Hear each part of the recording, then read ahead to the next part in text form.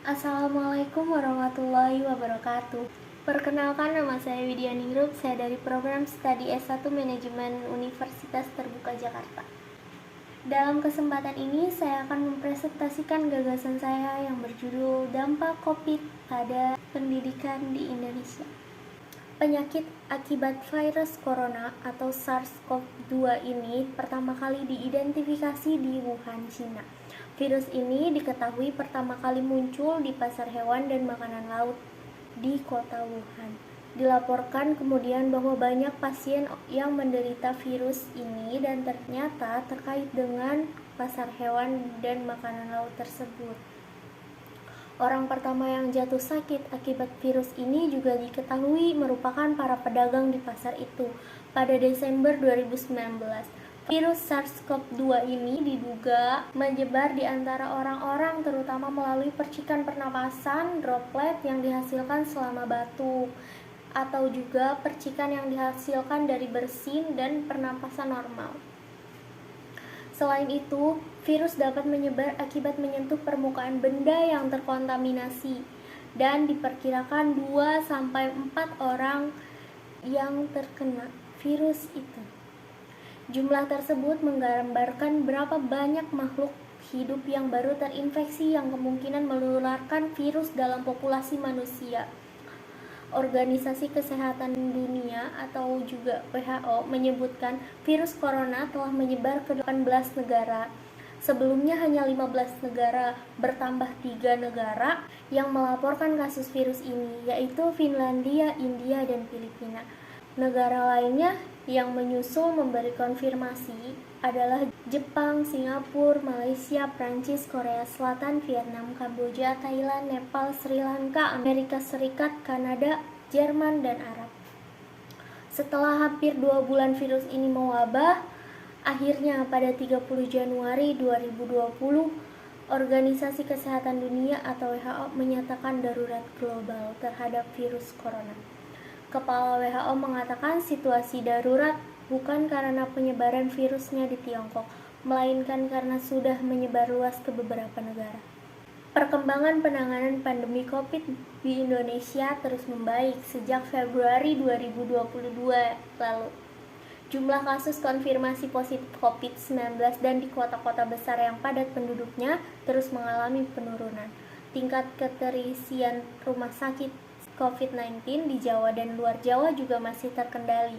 Angka-angka indikator penanganan COVID-19 menunjukkan bahwa situasi pandemi di Indonesia terus menunjukkan perbaikan. Namun hal tersebut tidak membuat pemerintah mengurangi kewaspadaan dan upaya dalam mengendalikan pandemi di tanah air. Ditegaskan oleh Menteri Koordinator Bidang Kemaritiman dan Investasi atau Menko Minfers untuk tetap melakukan upaya 3M, memakai masker, menjaga jarak, dan mencuci tangan, serta vaksinasi akan terus dijalankan pemerintah sebagai strategi dalam mengendalikan COVID-19.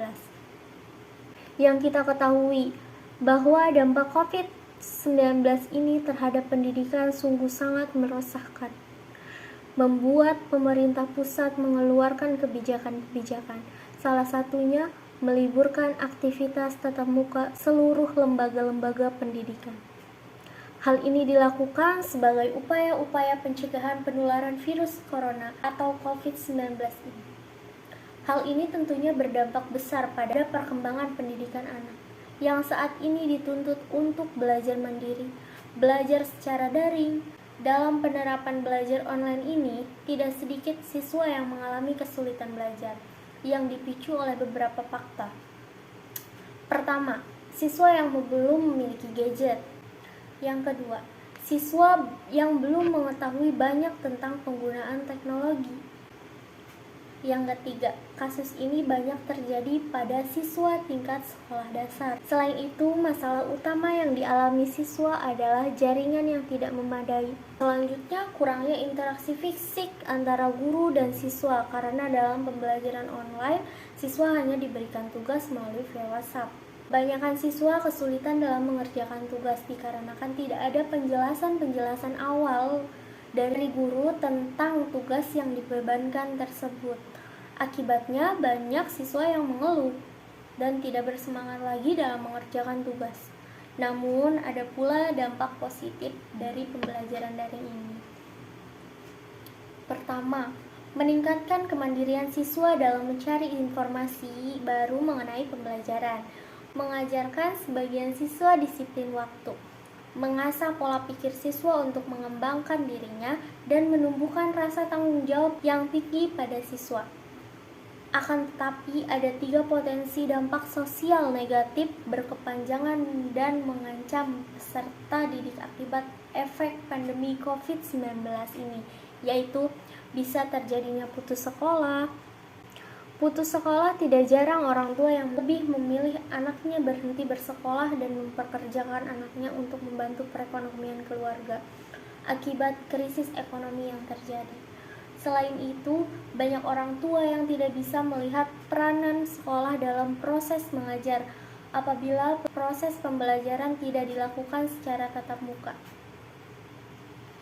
Yang kedua, penurunan pencapaian belajar.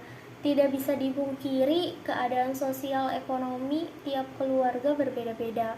Perbedaan akses dan kualitas selama pembelajaran jarak jauh atau PJJ dapat mengakibatkan kesenjangan capaian belajar, terutama untuk anak-anak dari sosial ekonomi yang berbeda.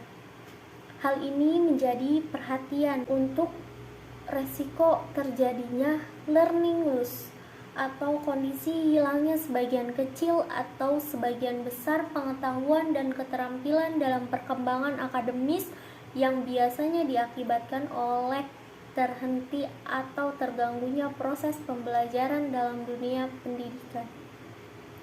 Yang ketiga, kekerasan pada anak dan resiko eksternal. Selama pemberlakuan sistem pembelajaran jarak jauh ini, peserta didik lebih banyak menghabiskan waktunya di rumah. Hal ini tentu meningkatkan resiko kekerasan yang tidak terdeteksi.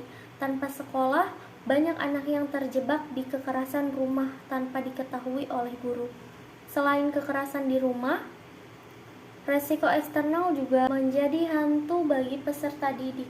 Ketika tidak lagi datang ke sekolah, terdapat peningkatan resiko untuk pernikahan dini, eksploitasi anak, terutama perempuan, dan kehamilan di kalangan remaja. Cara pencegahan dan penanganan COVID-19 dapat dilakukan seperti ini. Meliburkan aktivitas kegiatan belajar mengajar di sekolah dan siswa belajar mandiri di rumah dengan bimbingan orang tua dan gurunya melalui daring. Tidak melakukan rapat atau pertemuan atau kegiatan yang sifatnya mengumpulkan massa. Untuk sementara waktu tidak melakukan perjalanan dinas keluar daerah atau keluar negeri. Menjaga area kerja dan fasilitas bersama tetap bersih dan higienis dengan membersihkan secara berkala dengan cairan disinfektan, menyediakan sarana cuci tangan dengan air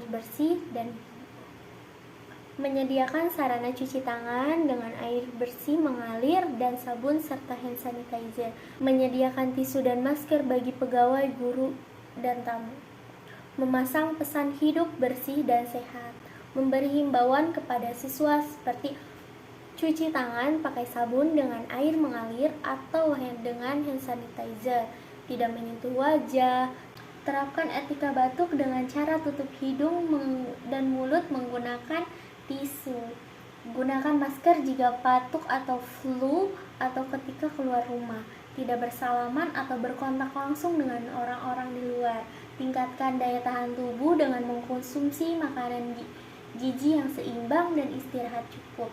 Menjaga jarak minimal 1 meter. Demikian gagasan ini saya sampaikan. Mohon maaf bila ada kesalahan dan kekurangan dalam presentasi saya. Saya ucapkan wabillahi taufiq wal hidayah. Wassalamualaikum warahmatullahi wabarakatuh.